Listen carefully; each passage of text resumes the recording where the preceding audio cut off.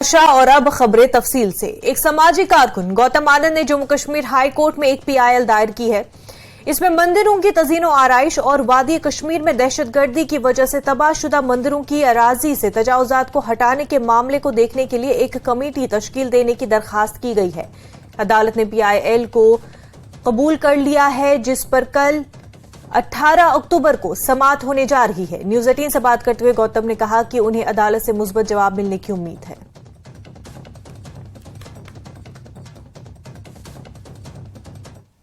गौतम जी नमस्कार, आपका स्वागत है। और आपसे ये जानना चाहूँगा कि आपको कैसे ये ख्याल आया कि मंदिरों की जो बात है उसको ये देखना कि आखिर कितने मंदिर थे, कहाँ नुकसान हुआ है और जो प्रॉपर्टी है मंदिरों की उस पर कैसे कब्जा किया गया, ये ख्याल कहाँ से आया? देखिए, मैं एक हिंदू हूँ जी और मैं सनातन को विश्वास करता हूँ। मैं अनंतनाग में गया था जी उधर, तो अनंतनाग में मेरा एक है कि मैं एक सुबह भगवान के मंदिर जाता हूँ, जल चढ़ाता हूँ। जब मैं अनंतनाग में गया था तो उधर जब मैं उधर एक मंदिर को मैंने उधर गया हूँ तो उधर देखा था कि जो मंदिर की जगह थी वो खंडर में तब्दील हुई हुई थी।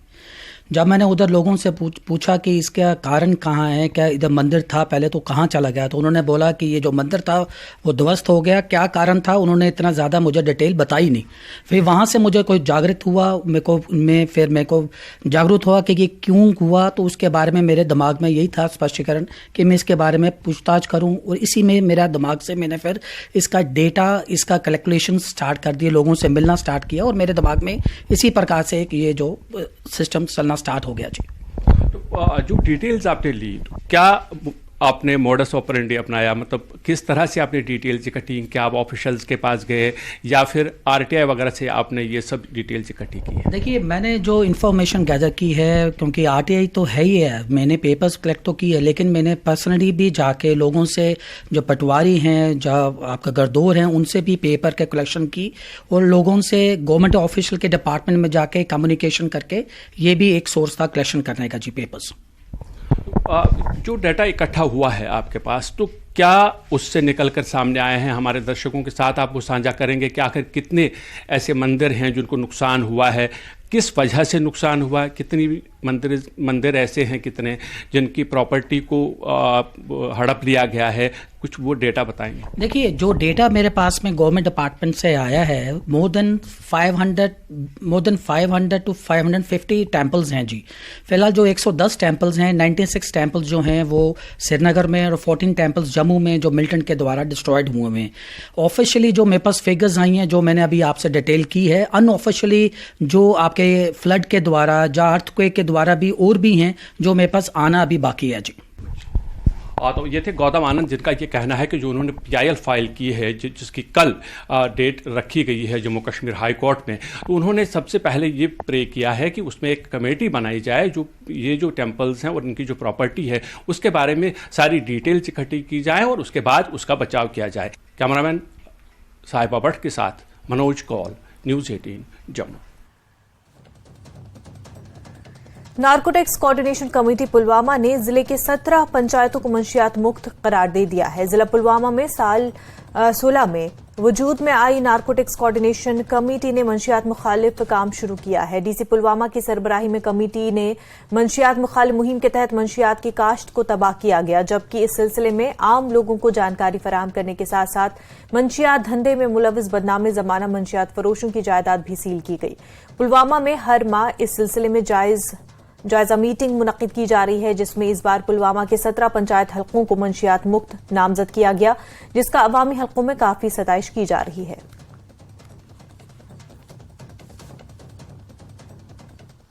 पंचायत को ड्रग फ्री डिक्लेयर करना है, उसमें अभी तक हमने 17 ऐसी पंचायत आइडेंटिफाई की हैं जहां पे ग्राम सभा रेजोल्यूशन और जो हमारे ब्लॉक या तहसील लेवल के ऑफिसर्स हैं उन्होंने भी सर्टिफाई किया। उनको हम सेट पैरामीटर्स पे देख रहे हैं कि क्या वो उन पैरामीटर्स पे उतर रही हैं कि उनको ड्रग फ्री डिक्लेयर किया जाए, और अभी तक 17 ऐसी पंचायत हैं और इसको आगे भी एक्सटेंड किया जा रहा है। देखते हैं कहीं भी थोड़ी बहुत कुछ होती है ड्रग्स या मनुशात की कहीं भी, तो फ़ौरन जो हमारा जो एनकार्ड है या हमारे जितने भी यहाँ मुतहरिक सारे डिपार्टमेंट हुए और उस पर कदगन लगाया जाता है। और अब ये एक खुशी की बात है कि पुलवामा में 17 पंचायत हल्के जिनको ड्रग्स फ्री करार दिया गया है। मुझे लगता है अगर इसी तरह से हम चलेंगे और आने वाले वक्त में पूरा पुलवामा डिस्ट्रिक्ट ही ड्रग्स फ्री होगा।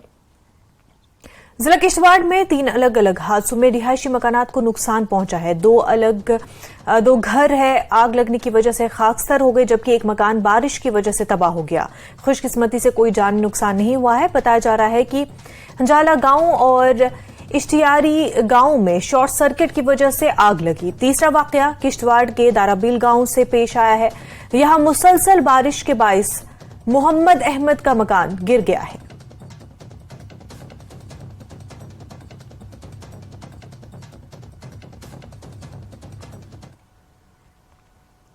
मेंढर के बालाकोट सेक्टर में लाइन ऑफ कंट्रोल पर तैनात एक फौजी एहलकार का हथियार हादसाती तौर पर गिरने के बाद हलाक हो गया।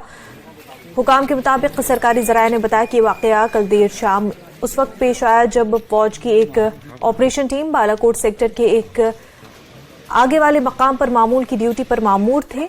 उन्होंने कहा कि एहलकारों का हथियार हादसाती तौर पर चला गया और एहलकार को गोली लगी है। उन्हें फौरी तौर पर आर्मी मेडिकल सेंटर मुंतकिल किया गया, तहाँ वो जख्मों की ताब न लाते हुए चल बसे। उन्होंने बताया कि जरूरी कानूनी कार्रवाई को अमल में लाया गया है। मुतवफ़ी की शिनाख्त रधम शर्मा वल्द पवन कुमार उम्र 21 साल साकिन रियासी के तौर पर हुई है। एक अपने SHO मेंढर ने एक डेड बॉडी लाई है जो अपना आर्मी पर्सनल था जिसकी एज 21 ईयर्स थी। रिदम शर्मा सन ऑफ पवन कुमार शर्मा ये कटरा रियासी के रहने वाले थे। तो तरकुंडी फॉरवर्ड एरिया में इसकी कहीं डेथ होगी बुलेट लगने से। हमने बोर्ड ऑफ डॉक्टर कंस्टिट्यूट किया और डॉक्टर ने इसकी ऑटोप्सी कर लिया। ऑटोप्सी करके डेड बॉडी पुलिस को हैंड ओवर कर दिया और इन्वेस्टिगेशन अंडर प्रोसेस है। फाइनल रिपोर्ट अवेटेड है। जब फाइनल रिपोर्ट आएगी तो आपको हम रिवील कर दें कि काज ऑफ डेथ क्या है। जनूबी कश्मीर के कस्बे पामपुर से ताल्लुक रखने वाले डॉक्टर सज्जाद अहमद मीर ने मरकजी हुकूमत की स्कीम इंस्पायर मॉन्क पर एक किताब तसनीफ की है। हाल ही में ये किताब मुंबई से शाया हुई है। तलबा के लिए किताब सूदमंद साबित होगी।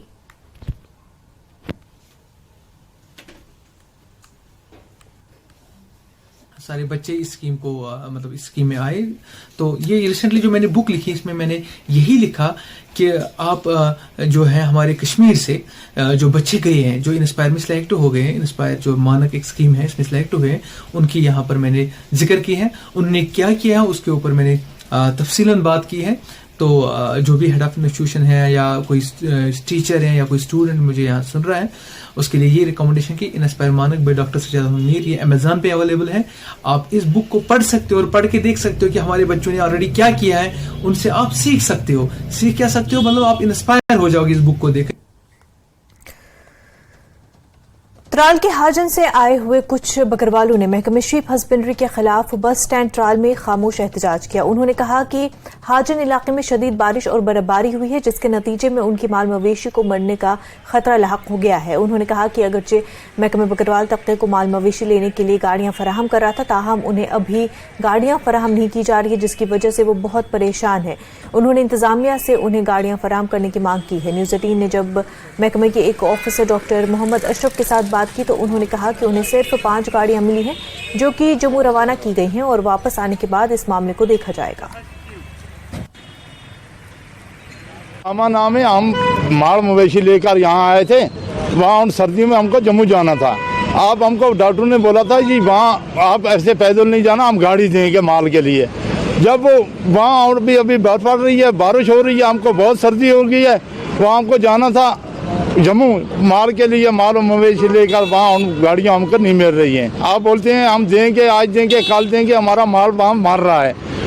वहाँ सर्दी हो गई है, बर्फ पड़ रही है, वो हमको गाड़ी नहीं मिलती है जनाब। हमको गाड़ी मिलनी चाहिए। अगर हम सुथरा में हाजन में हमारे पास भेड़ बकरियाँ हैं, हमको गवर्नमेंट ने बोला था गाड़ियाँ देंगे, तो गाड़ियाँ तो हमें नहीं मिली हैं। हम तो इसीलिए मजबूर होकर बैठ के अब बर्फ पड़ रही है वहाँ पर। हमें जम्मू जाना है सर, जम्मू के लिए बोला गाड़ी मिलेगी, अभी तक नहीं मिली हमें। अगर मौसम जाएगा सर, अगर मौसम ऐसा रहेगा आज दिन में तो माल खत्म हो जाएगा वहाँ पर। तो हमारी अपील यही है जी, हमें कुछ न कुछ गाड़ियाँ होनी चाहिए, हम यहाँ से निकलने चाहिए। सुप्रीम कोर्ट ने हमजिन्स शादी को कानूनी जिम्मेदारी देने से इनकार कर दिया है। 5 रुकनी बेंच ने फैसला सुना दिया है। चीफ जस्टिस डीवाई चंद्रचूड़ की 5 रुकनी बेंच ने अपने फैसले में कहा कि जिन्स और जिनसियत 2 मुख्तलिफ मसाइल है। हर किसी को अपने जीवन साथी का इंतखाब करने का हक है, लेकिन किसी भी शख्स की जहनी हालत को भी मद्देनजर रखना चाहिए। हम जिन्स परस्तों को भी मसावी हकूक मिलने चाहिए। अदालत स्पेशल मैरिज एक्ट में तब्दीली नहीं कर सकती, लेकिन मरकजी और रियासती हुकूमतों को इस मौजू पर इम्तियाजी सलूक खत्म करना चाहिए। आपको बताते कि इस मौजू पर सुप्रीम कोर्ट में 18 अप्रैल 2023 से समाअत शुरू हुई थी और अदालत ने 11 मई को फैसला महफूज कर लिया था।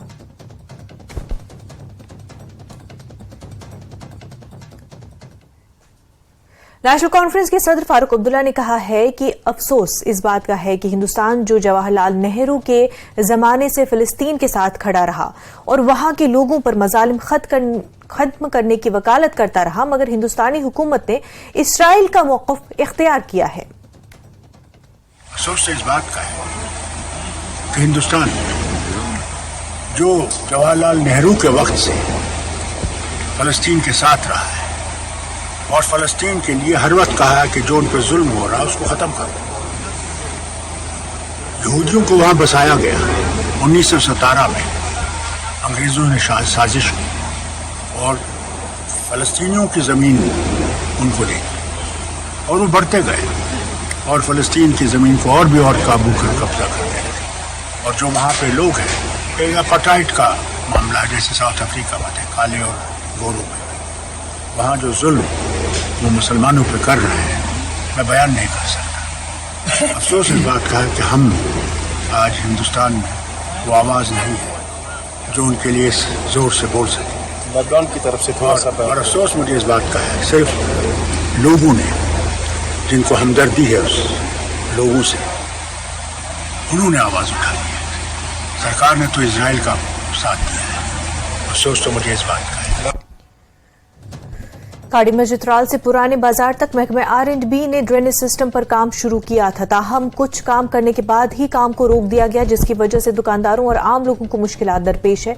लोगों का कहना है कि बारिश का सारा पानी ड्रेनेज में जमा हो रहा है, जिसकी वजह से उनका चलना फिरना मुहाल बन गया है। उन्होंने महकमे से दोबारा काम शुरू करने की मांग की है। R&B ड्रेन बनावन येथन कड़ मशीद निशन, मगर यह कम्प्लीट कर 45 दिन अंदर अंदर 45 दह मकले वारिया टाइम ब्रोट तो मे रेत इथे तम दो ताप वन पे रूद यमो लोग ना कन किस्म कहें वन मकान तत्र दुकान तत्र ना वन पकुन यप वन गवर्नमेंट अपील कर यही चीफ इंजीनियरस ये लगन दस्ती बे आब ये बन पकुन यप नत कर बरई वापस वन जरूरत ड्रेन तरूरत इस ठेकेदार अमिस ग काड़े गन कैंसल अम थो यह खनित आज ब्रो 20 दह 15 दह तम दह ताव तन पे यह गुमुत फिट वन मकान तत्र दुकान तत्र वन कर मेहरबानी त्रन वापसी अत जरूरत। बांडीपुरा में बाग मालिकान का कहना है कि इस साल गैर मुवाफिक मौसमी हालात की वजह से सेब की पैदावार पर असर पड़ा है। बाग मालिकान का कहना था कि सीजन शुरू होते ही पहले काफी बारिशें हुई और फिर 2 माह तक बारिशें नहीं हुई, इस वजह से सेब का साइज ज्यादा नहीं बढ़ा। महकमा हॉर्टिकल्चर का भी मानना था कि गैर मुवाफिक मौसमी हालात की वजह से पैदावार में थोड़ी कमी देखने को मिल रही है, ताहम पैदावार की क्वालिटी ठीक है। महकमा हॉर्टिकल्चर का कहना था कि इस साल बाग मालिकान को अपनी पैदावार की अच्छी कीमत मिल रही है। रूद मौसमी हालात मुख्तलिफ, यम सात रूद जरूरत तम सात कोर ताप, यम सात ताप जरूरत तम सात कोर रूद, मौसमी हालात रूद में ठीक कहें रूद मेवस पे गो रूद मेव ठीक पे सात रूद बारिश कर गई तक फर्क फुल मज। अगर हम देखेंगे फॉर एग्जाम्पल बांडीपुरा में पिछले 1-2 महीने से जो यहाँ पे थोड़ा सा वेदर कंडीशन एबनॉर्मल रही है, मगर जब हम देखेंगे ओवरऑल क्वालिटी तो बेस्ट रही है। और दूसरी ये बात है कि सर जो हमारी प्रोडक्टिविटी उसमें थोड़ा सा फर्क हो गया। बट वन थिंग कि अगर हम फिर मार्केट की बात करें कि इस वक्त जो मार्केट वैल्यू एक पेटी एक बॉक्स जा रहा है 1500 रुपीज सर। पे हेल स्टॉर्म हुआ है और ये हुआ है थोड़ा सा रैन भी हुआ है, उस टाइम पे थोड़ा सा हुआ है, बट प्रोडक्टिविटी में उतनी ज़्यादा फर्क नहीं रही है। अगर क्वालिटी के हिसाब से देखेंगे, क्वालिटी तो बेस्ट रही है। जम्मू के चंद इलाकों में ऐसे भी हैं जहां बारिश के बाद पानी जमा हो जाता है और इसकी वजह से लोगों को परेशानियों का सामना है। पानी रिहायशी इलाकों और दुकानों के दरवाजों में दाखिल हो जाता है। संजय नगर, शास्त्री नगर का इलाका ऐसी परेशान कुन सूरत हाल का सबसे ज्यादा शिकार है। मकामी लोगों और दुकानदारों ने कहा कि जब बारिश होती है हालात खराब हो जाते हैं। मकीनों ने हुकूमत से मुतालबा किया कि जो मसाइल संगीन हो चुका है उसको मुनासिब तरीके से हल किया जाना चाहिए।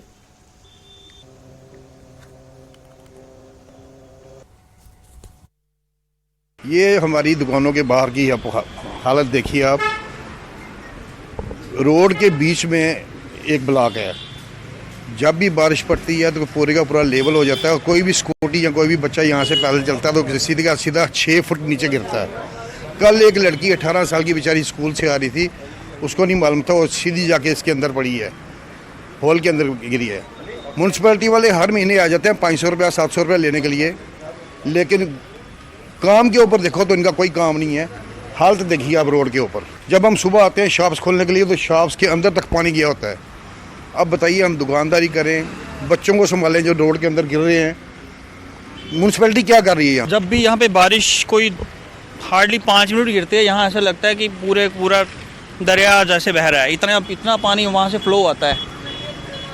ये नाला फ्लो करता है, नाले की कंडीशन देखिए, नाले में नाला इतना ज़्यादा फ्लो करता है, ये पानी पूरी तरह भर जाता है, गाड़ी आने में बड़ी मुश्किल होती है।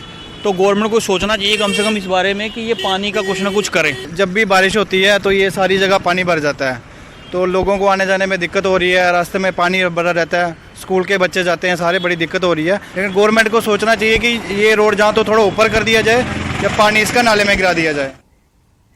सोनावारी इलाके के विजपारा हाजन में सूफी शायर हुबी हबीब वजपारी के घर पर एक अदबी तकरीब का एहतमाम किया गया और इलाके सोनावारी से ताल्लुक रखने वाले नामवर शायरों, अदीबों और सहाफ़ियों ने शिरकत की। एच हबीब के साथ एक मुलाकात का एहतमाम भी किया गया। शाकिर शफी, मजीद मजाजी, सागर सरफराज, शमीम अब्दुल रशीद, मीर गौहर वगैरह ने शिरकत की। बवन फी वरी 15 अक्टूबर यह दोहस मनावान, आतवार आम मनावान यह दह, तो ये मतलब बादर सोबश नाव हबीबुल्लाह गनाई, हाजी हबीबुल्लाह गनाई, तो बसान उर्फ शमिस हुबी हबीब, तो बसान विजपारा कुंडजी महला। खास रोजान ये सर ये दसगिरी आलम सोद यह दह मनावान, जनाब फकीर हुबी मनावान, तो अत मज तालिब वालिब तगदस करान अत मज, तो बे महफिल मौसीकी शामस सर, बे खतमत मौजमत तकरीबन 60-70 नफर, तो लुकन रुझान सर। आशकान नबी मनावान यह दह इस सह। Kargil campus university of Ladakh और Goa centre for excellence intellectual property rights workshop मुनक्किद की जा रही है। लद्दाख यूनिवर्सिटी का Kargil campus Goa centre for excellence in intellectual property rights के ताउन से इंटेलेक्चुअल प्रॉपर्टी राइट्स, एक मैक्रोस्कोपिक अंडरस्टैंडिंग ऑफ पैटेंट के मौजू पर एक 5 रोज़ा जामिया और इंटरैक्टिव प्रोफेशनल प्रोग्राम का इनेकाद कर रहा है और इस वर्कशॉप का मकसद यूनिवर्सिटी ऑफ लद्दाख और इसके हल्के कॉलेजों के फैकल्टी मेंबरान को इमलाक दानिश के हुकूक के बारे में कीमती बसीरत फराहम करना है।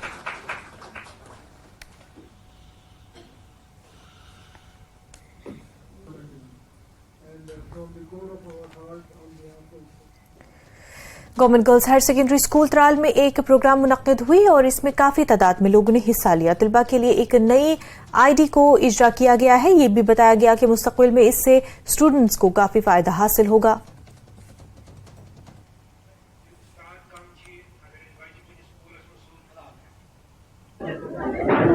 आज हमारे government girls higher secondary school Tral में एक पीटीएम का इनेकाद किया गया, पेरेंट टीचर मीट का।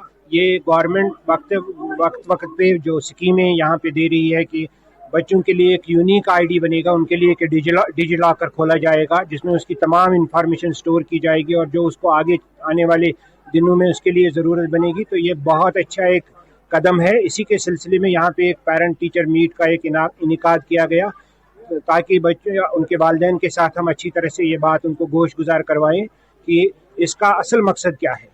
और हम चाहते हैं कि तमाम जो स्टूडेंट्स हैं वो इस अपना UID हासिल कर सकें। लेफ्टिनेंट गवर्नर मनोज सिन्हा ने आफात के खतरे में कमी के आलमी दिन के मौके पर कश्मीर यूनिवर्सिटी के कॉन्वोकेशन की तकरीब में शिरकत की। आफात के खतरे में कमी के दिन के मौके पर कश्मीर यूनिवर्सिटी में मुस्तकबिल के लिए अदम मसावात से लड़ने के अनवान के मौजू पर प्रोग्राम का इनेकाद किया गया।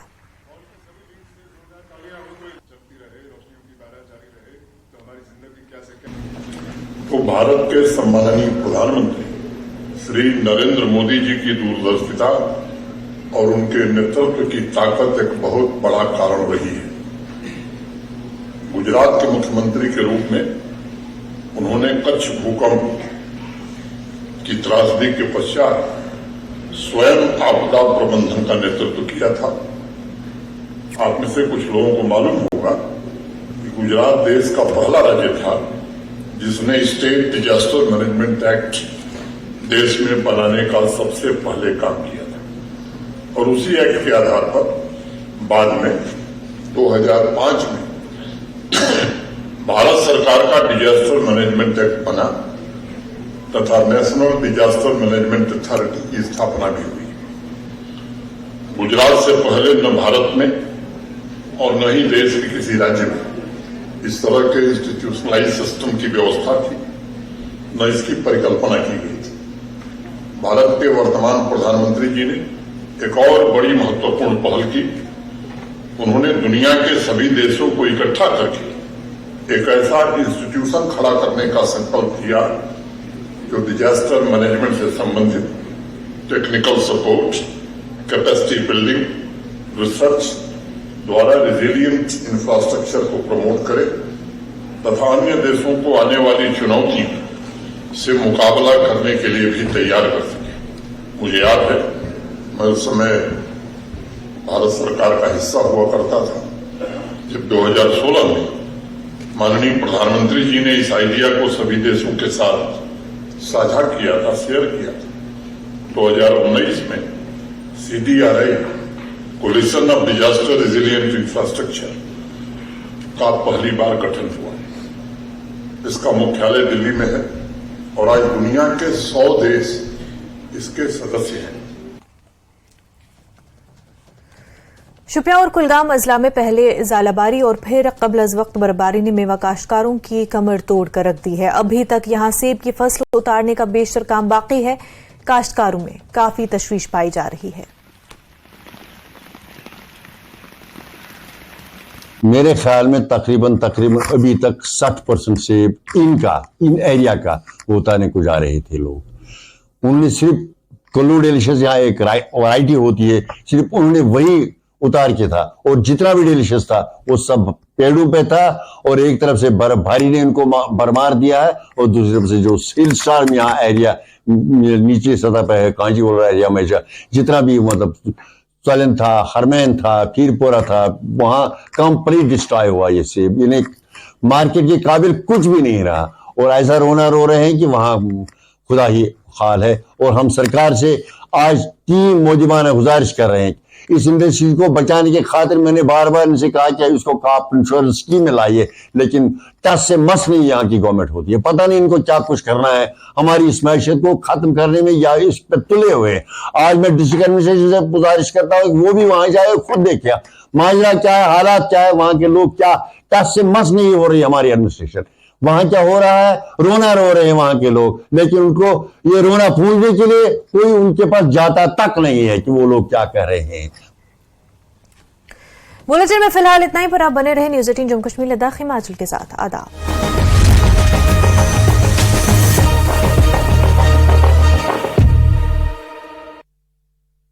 आज से हो रही है। हालांकि प्रशासन ने ले जाने वाली कुछ गाड़ियों को यहां से निकाल दिया, लेकिन बाकी गाड़ियां कब तक फंसी रहेंगी ये पता नहीं, क्योंकि मौसम विभाग ने यहां ऊंचाई वाले इलाकों पर